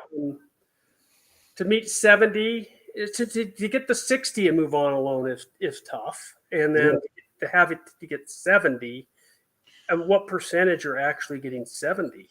Yeah. Currently, it's very low, isn't it? Yeah, but remember, okay. So I see where you're going with this. If we choose the 70%, the primary, there is no signature gatherers in the primary. Correct. If we don't choose the 70%, 60% is still in place, and the asterisk is still in place. Okay, the asterisk is, but what if? I guess it can't be one. It can't be both. Is what I'm saying. Not yet. Here, yeah, It has not to be yet. one or the other. It is going to be one of the. Well, it's if we choose the 70%, we eliminate the signature gatherers. Great. Here's the thing: we get that asterisk in there. I'm telling you, in a matter of a couple of years, nobody will be gathering signatures anymore. It won't make any sense. Yeah, I hope you're right. I really do. Because if the people know who their delegates have elected, they're going to vote for them. I agree with that. I agree. It's much more likely, particularly since you can't have crossover voters in the primary. Right. Yeah. It's going to be powerful. And so I support it for that reason. Am I thrilled about the 70%? I'm fine with it if it gives us the asterisk. So I'm just concerned that we're not going to get too many people there. But it incentivizes the candidates to work that much harder with the delegates, I suspect. Right. Yeah, exactly. Yep. To get you there. So what we have not given out the number. We can take calls right now. So we take if you have a question for Chris or Steve and myself, but probably Chris, the call-in number is 385-899-2134. Please call in. We'll put you right in there, or Dwayne will put you up there, and then you can ask away, and then Chris. Not only do we want people to come in and vote, or excuse me, participate as precinct chairs and committee men and so on, not just as delegates, but we also could use volunteers. Yes. And why don't you explain how we're getting volunteers, and at least within Salt Lake County, because I think there's a way of basically putting everybody in the database. And one other thing I'd like to mention, if you're going to be a delegate for either state or county, or you're going to be on the precinct, the information that we're going to be gathering is we want to get all your information, which includes your email and your phone number, because we have to be able to contact you. Right. I have had people say, well, I want to be a delegate, but I don't want you to give my information. Give my information. I'm like, what good does that do? I can't contact That's you. a disservice to your precinct, because A, you need to communicate with your precinct, B, you need to communicate with the candidates, and C, you need to communicate with the party. So that, to me, I mean, while technically we have to allow it, it's a non-starter in my mind. You don't want somebody somebody who's unwilling to communicate as your precinct chair or delegate or any of those roles, right? They need to have a way to be able to communicate with them. So coming back to this, why don't you explain how we need volunteers and what kind of volunteers we need, as in addition to, just all those positions we just talked about. Yeah. So the first thing is go pre-register. One of the questions on there is, can you volunteer to be to help at caucus, right? And so we're tracking all those. I don't know if you saw Steve today, or Roy saw the message I sent out to the House district chairs. We're collecting people's names who said they will volunteer for the caucus night. You're helping run some of that. Look at that list. Those are the people that you should be calling to help out. If people want to help out in that way, they just need to put a check mark on that pre-registration to help out at caucus night. That's number one. Number two is we always need volunteers. But here's the thing. I love our volunteers. You're a great volunteer. We've got a lot of really, really great volunteers. We also have a lot of people who say they want to volunteer. And unfortunately, life gets busy. So we need to figure out where to put them. You may not be the greatest, communications person or whatever. So let's have every quarter, we've been trying to hold these volunteer meetings so we can figure out what it is you do, what kind of time do you have to participate with the party. Maybe what are your skills? Maybe you're a web programmer. Maybe you're some skill that can put towards the party. We're having these quarterly meetings. I don't know if you're even aware of that. We've been as people send in. It's a volunteer form on the webpage. We then invite them all to a volunteer meeting that quarter. So, Chris, we actually have a caller, and Dwayne is going to introduce that person. Oh, Lori is on the line. So we're going to bring Lori in. And good All right. afternoon, Lori. Can you, Lori, can you hear him? Yes, I can. Good afternoon, Steve and Roy. Thanks again for one amazing talk show. I always learn a lot from you. So I do have a question from Chris. And Chris, I'm kind of new to politics. I mean, I grew up with my dad, who was really into politics. Actually, he had a sign in his back garage that faced the library where they voted, and it said, if you want to get rich, be a lying-saving politician. And that's because the town was trying to take away some property that rightfully belonged to several of the people in the community. Anyway, long story short, he took it all the way to the Supreme Court, and he won.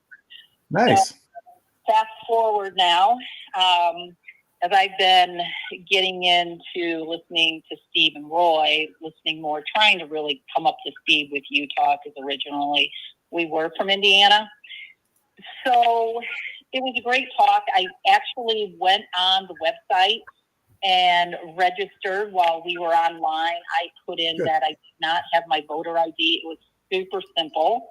And within probably 3 minutes, I had an email in my email box saying that I was registered. So I love that part of it being simple. So thank you for that. Good. I'm glad.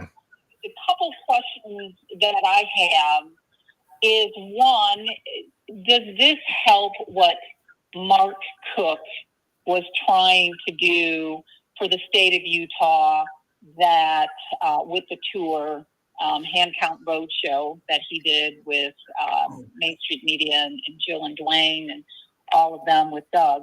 And then two, what happens if somebody, let's say they register, but they show up at the caucus? I mean, how do you know that still no shenanigans is going to go on behind the scenes? So you're saying, okay, I want to address that one first, if you don't mind. So you said if they show up to caucus and they didn't pre-register? Or they did? Yeah, if they didn't pre-register. Okay. And you kind of have an assumption that they really aren't Republicans. Like, what happens at that event? Okay. So number one, everybody, I'm calling it pre-registration right now. Night of caucus, it'll just be called registration. It's the exact same form. So if that form doesn't work, there is a help desk where we'll work with you and figure out if you're a registered Republican. But everybody will end up filling out that form. So that's how we're confirming that you're a Republican. Does that make sense? And you have to show your driver's license too. And yeah, I'm sorry. Yeah, I should have explained that. So what's that? No, I love that you have to show your driver's license. Yeah, we're Republicans. We're not Democrats. So yeah, you'll show your credential that shows that you're a registered Republican and your driver's license. Then you'll get credentialed in Salt Lake County. You'll get a wristband. I believe Utah County, I believe they do badges. I'm not sure how they do it, but different counties do it different ways. But ultimately, everyone will have something showing that they were credentialed and confirmed, just like if you had to show your ID at the polls, right? And that's even to just get into the classroom. So like when you go to your precinct classroom, you're going to have a wristband or another badge, and somebody will not let you into that classroom to even participate unless you have that. Actually, let me correct you there. Oops. We do. You're close. You can be in the room, but if you don't have that wristband or that badge, you won't be able to submit a ballot. Right. That's right. So we actually do encourage people to attend, even if they're not registered Republican, or maybe they're underage or whatever. We want people to be there, regardless. But you can't turn in a ballot without that credential. And by the way, we're marking the credential. We'll mark your wristband when you turn in a ballot, so that we know if you've voted. Okay. So does that answer that question? It did, yes. Okay. And then the other question, you were talking about the hand count. When you say does it help? Well, I'm a big believer in voter integrity. Roy knows we had the whole election integrity team, or 120 people. We were the only county who put together an election integrity committee. Steve, you were part of that as well. We had Gowd. My whole thing is, the more I learn about election integrity, if we only focus on paper ballots and things like that, I actually have learned that that's not everything. There's more to it than that. We need to understand, like, we have withheld voters in the state. Are you familiar with the withheld voter? It's you have public voters, you have private voters, and then you have this withheld category. 87,000 withheld public registered voters in Salt Lake County. That's 87,000 people that we don't even know who they are. We don't even know if they belong to the party. That's absurd. So that's a potential 87,000 votes that we don't know who these people are. We can't, even if you did a hand count, what would that serve when we have 87,000 withhelds? So things like that, I'm learning there's a lot more to it than just a hand count. I mean, I love the idea of the hand count, but if you can't prove that those ballots came from a person in the first place, then it does no good. That, Chris, makes sense. so you gave the full number of registered Withheld. voters in. What is the full number of registered Republican voters in Salt Lake County? Okay, I've got it in my database. Let me bring it up really quick. Like 240 something thousand, or that's the registered Republicans, I believe. Let me bring it up here. Sorry, I've been dealing with the state level for a little while, last few days, and all these numbers are now jumbled up in my head. So, okay, statewide, we have 887,000 registered Republicans. We have 2.1 registered voters, and then countywide, I don't have that in here anymore. Sorry, I had to move things off of my system. But 687,000. No, it's not that many. No, yeah. I'm sorry, 687,000 registered voters in Salt Lake County, and 257,000 registered Republicans, or 267,000, something like that. so we're looking at roughly 25-ish to 30% in the withheld category. Right. This is a huge problem. Huge. But and a withheld voter is supposed to be a police officer, a judge, a victim of violent crime. These people, right? I have a hard time believing that 25% of youth of Salt Lake County falls under that category. That makes two of us. It's really, I have a hard time with that. So, maybe I'm wrong, but this is where I struggle with our current system. So that makes two of us. So Lori, is that, do you have another question for Chris? I know we have another caller on the line as well. Lori? If Lori's gone, then we've got, I believe we have Fred on the line, and Dwayne, why don't you bring Fred in?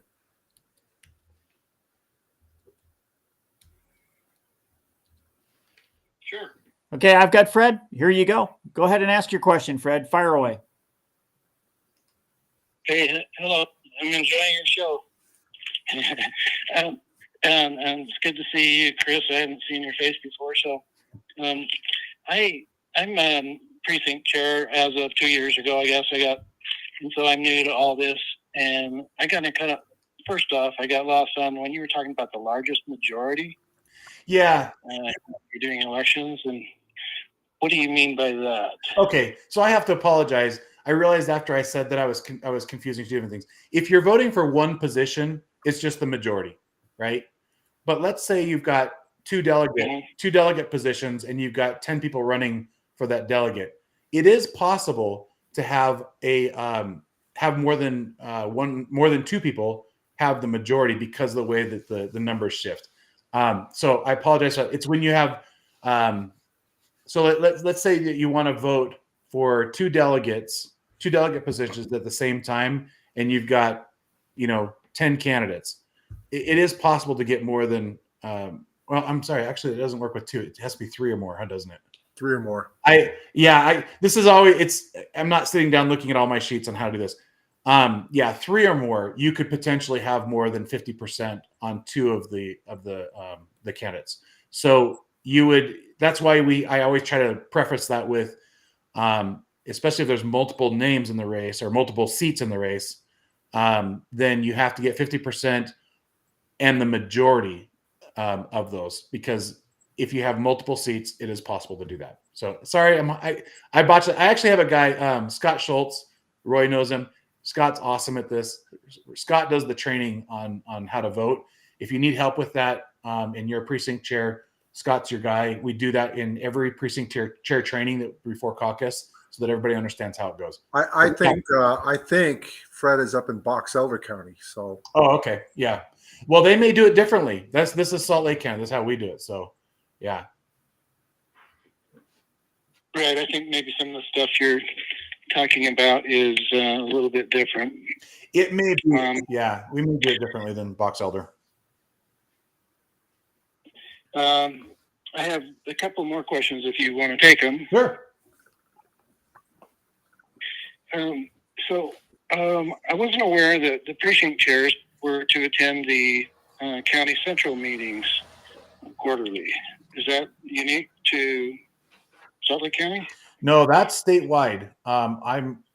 So every county has quarterly meetings, and I mean, I don't know how they schedule them in a different county, but we try to schedule them out in advance. We try to get a year in advance so that you know what days they're on. Unfortunately, things change sometimes. Sometimes we lose schools, but and again, I don't know how your county does it, but every county, to my knowledge, has a quarterly meeting for all of their precinct chairs. The precinct chairs make up the governing body, of the party, of that county party. Mm-hmm. Okay, thank you. Now, I have written to the state GOP requesting names and addresses or contact info for my other chairs in this county, in Box Elder County, but I haven't had any success in getting that information, because I'd like to communicate throughout the county. Do you know what's going on there? I can't really speak for your county. I mean, I know in Salt Lake County, we have lots of means on social media. We have a group me. We have lots of ways. Hey, Fred, you're a precinct chair. Do you know which House district you're in? One. Wow, that's a pretty special one. It's House number one. Yeah. All right. Nice. So you're probably going to have a House district legislative chair. Do you know who that is? I do have his name. Yeah, we have two of those. Okay. So what I think you'd probably do is call him or her, and they may. Chris is really organized. He's an IT guy. All our voters, registered voters, we get access to the both public and private ones here. And when my House district chairs, ledge chairs, or precinct officers, I can go and pull all the registered voters in a given precinct and give that to the precinct chair so that they can then go and talk to them. I don't know whether Box Elder, the GOP up there, has organized their data the same way Chris has. Yeah, I know they're trying. I actually had a conversation with them recently. And by the way, Steven Zollinger is your ledge chair. And I don't know if he has the same ability to pull down the reports that Roy can, but yeah, hopefully they can give you access to that. That would be ideal. I know our ledge chairs, our Senate chairs, our region chairs all have access to that data, and they provide it to the precinct chairs when needed. Okay, good. Thank you. Do you want one more question? Yeah. Or it's Roy and Steve's show, not mine. I'm saying yes. Bring it on, Fred. Go for it, Fred. Hey, I hadn't heard that you were both running, and I'm delighted. I would like to say that if I was voting down in those areas, I would definitely vote for Steve and Roy. Way to go, And, Fred, man. You're the man, Fred. Thank you for that. Okay, now whose idea was Senate Bill 54, and why did it succeed? Boy, that's an entire like week of shows. I used to go off on people. I used to be angry at a lot of people. I've gotten to know. So let me give you a quick summary. There was a number of people who were upset about the Bob Bennett outcome and Mike Lee winning coming out of convention. And I wasn't one of them. You and they felt that the delegates were wrong. They didn't feel that the delegates represented the party, and that may be. I'll be honest. Maybe the party was disorganized enough that it wasn't a good representation. However, that however is what's now different. I have communication with those same people. I'm friends with them. We've had conversations about what could be better in the party. We now, I think, I wouldn't say we agree on everything, but we agree on a lot of things about what the party should stand for and what it represents. I don't think we have that disagreement anymore. I think today, if that came up, I think there would be a different response. And SB4 wouldn't have happened today. But it is what it is, and we're here where we are now. I don't hold it against those people because I think they did mean well. I think the response was poor, was a bad response though. No, that's a good answer, Chris. I've never heard it put that way. You're kind of almost like a politician. That was so good. Yeah, you should run. That's offensive. No, I'm just kidding. No, I should never say that. Well, I like to have dialogue with these people so that I understand where they're coming from, because I think a lot of times people have they just express their opinions in different ways, and if we can figure that out, we can boil it down and figure out what does work, right? So that's I think that's where we're at with this issue. Well, it looks like Fred dropped off. So that was a good question. I'm glad he asked that, because I've often wondered that. I mean, I know why they did it because of Bob Bennett, but I never really heard that they felt that it wasn't a good representation of what So we've got a little bit more going on here. So you've been listening to KMMU Radio, Main Street Media, Utah. If you're listening on one of our various channels, you can call in and ask Chris a question, or Steve and myself. 385-899-2134. Please don't be shy. Call in, ask any question you'd like. And we got about 10 minutes left, it looks like. So call in. Chris, go ahead, Roy. So Chris, right now we're coming up to caucus, and there's a lot of people running around, precinct people that are new that are going to be running this caucus. You've also got House District Legislative chairs that are new. Some of them are old hands. Some of them are new. And we're going to be going through training, right? Right. We're doing tons of training. There's a training almost every day. If you look at our calendar, there's all kinds of training for precinct chairs and the new House District chairs who are going to be running this for the first time. So look at our calendar on slcogop.com and go to calendar and look at it. And if you haven't been trained yet, go get trained if you're a precinct chair. And if you're not going to be a precinct chair, go get trained anyway and see how it works. See what's supposed to be done, and maybe you can volunteer to help out your precinct chair. Some of the other things that I liked after getting involved, you have some of these luncheons, like the E Club. Why don't you explain what E Club is? Because I think that's actually, I've attended some of those events when I can.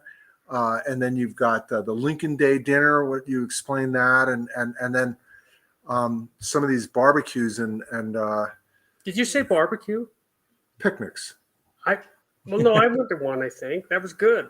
So we need more. Yeah, we need more of those actually. More meat. That's what I like. So start with E Club. So E Club, and I'll be honest, I'm very proud of E Club. It started with the previous chair. and it started growing. E-Club is if you donate $5 as the minimum, and then as high as you want, right? But we have different levels. We have gold, which is $25 or more. Is that per month or per month? Sorry, okay. yeah, not one time. Okay. Yeah, and so if you donate monthly, then you become part of the E-Club, and we say we ask that you donate at least $10 a month or more to be part of the E-Club. And what we do, to your point, is that luncheon that we do, we invite a legislator or county council person or somebody to come and speak to us and tell us what's going on. Or maybe sometimes it's candidates too. It kind of depends on who we can get and where. But we've had I had Burgess one time. We've had That's Burgess Owens, in case people. I'm sorry, Burgess Owens. Yeah, I get a little informal with those guys, and I don't mean to do that. That's not right of me. But yeah, we've had different people come and speak at our E-Club luncheons, and we had Phil Lyman, we had Trent Staggs, we've had Brad Wilson, Carolyn Fippen. So we've had a number of them. Notice I'm using the state names because within the county, I can't have the county candidates come and speak with and look like we're remaining neutral. So sorry, Steve. Well, candidates, but you can have elected officials. I can have the elected officials, Yeah. right? Okay. Yeah. So we do that, and we get it's great. I've learned a lot about the processes and how things work within the government that way. But anyway, and I'll just tell you, the E-Club is really helpful. If you can join the E-Club, go to our website. You just click on the donate button. It'll tell you all about it.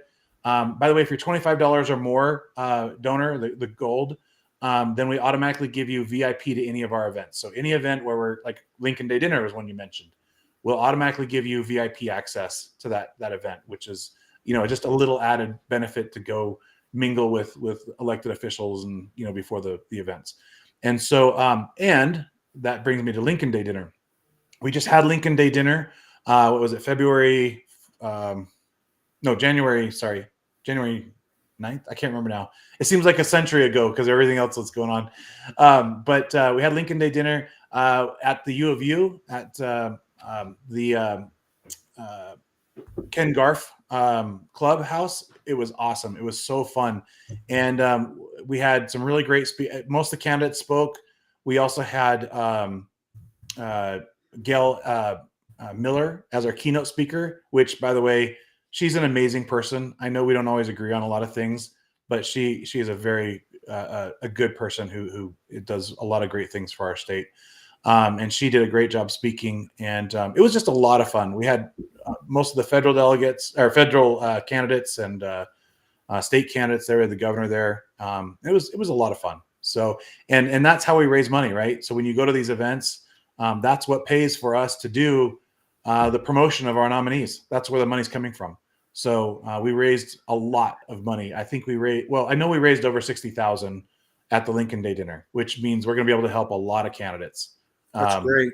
Here, yeah. So that's and something else that I've seen you do. I mean, we have the Latino Republicans, that have kind of as an umbrella group underneath the Salt Lake County GOP. Wanted to explain who they are. Yeah, so so prior to Carlos Moreno being a candidate, I had him and he wasn't even a citizen yet. He was still trying to get his citizenship, and I had him as our Latino Latino coalition chair, and he did an awesome job. He got the Latino community to start participating more. We're finding ways that we can get the Latino community together and talk about our principles. I'll tell you what, the Latino community is awesome. Nobody loves our principles more than the Latino community. I'm telling you, it's crazy that so many of them are Democrat. But when it boils down to it, I just don't think they know better. I mean, they just don't understand the platform. I mean, Steve and I interviewed a young Two lady. of them, yeah, Gabrielle Pina. Yeah. Oh yeah, Gabrielle's awesome. Yeah. Yeah, we were introduced to her through Carlos, and then Well, no, it was Martin Geibitz, who was actually the that's right, the president of that organization now, Yep. I believe. Yeah. Yes, he is. Yep, he was elected to be president. Yeah, I was there when we formed it. It's a great organization. A lot of business owners, they're all starting to realize, hey, the Republican Party is where we want to be. This is where family, faith, and freedom, right? Most of them come from countries where socialism has started taking over, and maybe that's why they're here. And it's really interesting to hear all their stories. Well, Martin, well, that's why we had Gabrielle on, and then Martin has been on explaining what it was like in Argentina, I believe. Oh, Argentina. Okay, all right. And then we have the Chinese guy, Gu. Yes, he was awesome because he's a really young dude, and he moved here from China, and he became Christian in China when he was in high school. And doing that, I mean, that is like no go. You're not supposed to do that. And his parents are like, "What are you doing? What are you doing?" And he's explaining his life experiences, just like Gabby, and how they came here, and then trying to explain, look, people here need to wake up. Mm-hmm. Yeah, we need to wake up. I love hearing their stories. They're amazing stories. Carlos's story is amazing. I don't know if you've ever heard his story. Where he was here in the U.S., was testifying at Congress about what was going on in Venezuela, and he almost hopped on the plane to go back home when who's their dictator over there? Chavez or Maduro? I think it was Chavez at the time. Said he called him out on national radio as an enemy to the state. And his phone had died, so he didn't know. So he was about to get on the plane, or he's about to leave the hotel. That's what it was. He was about to leave the hotel, and finally he's able to turn on his phone. He's got like 1,000 text messages. Don't come home. I hadn't heard that. No. Yeah. It's a really interesting story. And his dad and his family opposed what happened there, and because of it, they became enemies of the state. Wow. And it's a really interesting story. So yeah, you should hear these stories. They're just amazing. And there's time and time again, you hear these stories and you feel for these people. You want them to be here because they understand what we're looking at in the future. Right now, we're going down that same path. We've got to stop. Well, we are like a frog that's been put in a pot of water, and then the heat's been turned on, and we don't realize that it's getting untenable. Yeah, I agree. And we've got to do something about it. And these people, I like getting them involved because they see it. They say, hey, this is what happened in our country 8 years ago, 5 years ago, and they're saying, they're the ones who point out the problems. And I love it. Yeah. And I wanted to point out too, to our listeners that it was his name was Alvin Guo. Yes. And Gabrielle Pina, we interviewed them both separately on this show, and you can actually go to our website, mainstreetmediautah.com, and pull up Truth and Consequences, our show, and their interviews are in the archives. They're definitely worth listening to. And I also wanted to point out that I was at the initial meeting where they actually formed their, voted for the president, vice president, secretary, and so on at the Hispanic group. And you don't have to be Hispanic to become a member. Right. I actually became a member, and I was able to vote. So what you can do, anyone can join, but you just can't be part of the governing body. Right. Unless you're Hispanic. But that's how I met Alvin, who is obviously Chinese. And they also brought in the Sikhs. Have you had an opportunity? Yeah. Oh, yeah. Harry. Yeah. I love those guys. They're awesome. Yeah. And their stories are amazing. Yeah. They really are. In fact, I went up to Martin called me. I'm a friend of Martin's. And he called me and said he was going to do the opening prayer up at the legislature today. So I went up this morning, and it was actually I'm not sure who the head Sikh is, the religious leader. He gave the prayer this morning. Nice. And it was very interesting. Of course, I didn't understand a word of it, but and the legislators, they were very, very respectful, and it was a good opportunity. And then Martin led everybody in the Pledge of Allegiance. But I just want anyone that doesn't have a place to land or feels like they could be part of that group to reach out to. What's the actual name of that group again, Chris? Man, I wish I had it in front of me. It's in another room. I don't Or know, but I'm an honorary member too. Yeah. So actually, isn't it on the Salt Lake County GOP website? You know what? Since we made some changes, I'm not sure it's there yet. I need to get it back on there. But I did make sure. Here. What's that? They could reach out to either Roy or myself, and we can connect them with that group for sure. If you want to be part of it. And I want to say that's something else. If there's other communities, nationalities, former nationalities, whatever that are here in Salt Lake County that we need to be speaking with, I would please introduce me.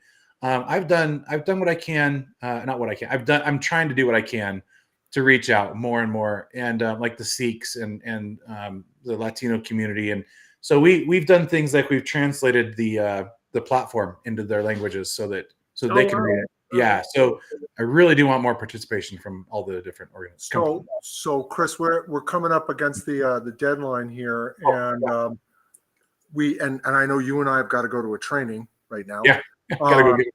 And Chris, why don't you give out your email address in case people want to reach out to you directly, and then also give out the Salt Lake County GOP website, and I think Chris's information is on there as well, and then probably also the state GOP website.